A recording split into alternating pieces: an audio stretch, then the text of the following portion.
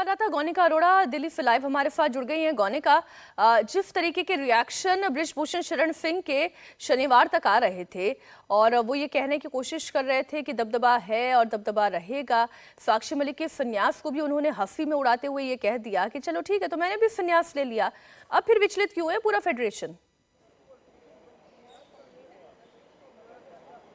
देखिए, बिल्कुल विचलित इसलिए है क्योंकि पहले इसी बात को लेकर बार बार पहलवानों की तरफ से ये आरोप लगाए जा रहे थे कि संजय सिंह जिनको प्रेसिडेंट बनाया गया है वो राइट हैंड है, और जिस दिन प्रेसिडेंट के चुनाव हुआ था उस दिन भी यहाँ पर इसी घर पे, अशोका रोड का घर है बृजभूषण शरण सिंह का, इसी घर के अंदर सेलिब्रेशन हो रहा था, इसी घर के अंदर संजय सिंह मौजूद थे, इसी घर के अंदर वो तमाम ऑफिस बेयर्स मौजूद थे जो कि चुनाव जीते थे, और यहाँ ऐसा सेलिब्रेशन हो रहा था मानो बृजभूषण शरण सिंह ही जीत गए हो। बाहर पोस्टर बैनर लगे थे, पूरा घर के बाहर पोस्टर बैनर से पटा हुआ था जिसमें दबदबा है, दबदबा रहेगा, ऐसे पोस्टर्स लगे हुए थे। देखिए, कुछ पोस्टर्स अभी फाड़े भी गए हैं, उनको निकालने की कोशिश भी की गई है। तो ये सारी चीजें यहाँ पर ही सेलिब्रेट हो रही थी, लड्डू यहाँ पर बट रहे थे और बृजभूषण शरण सिंह के गले में मालाएं थी। तो जाहिर तौर पर पहलवान इसी बात पर सवाल उठा रहे थे कि संजय सिंह उनके राइट हैंड हैं, उनको प्रेसिडेंट ना बनाया जाए। और उसके बाद जब जो जूनियर चैंपियनशिप उसकी डेट और उसकी जगह जब फिक्स हुई है, अफरा तफरी में एग्जीक्यूटिव कमेटी की मीटिंग हुई है, उसके बाद ही स्पोर्ट्स मिनिस्ट्री को इसमें इंटरफेयर करना पड़ा कि आखिर इतनी जल्दबाजी में क्यों ये सब हुआ है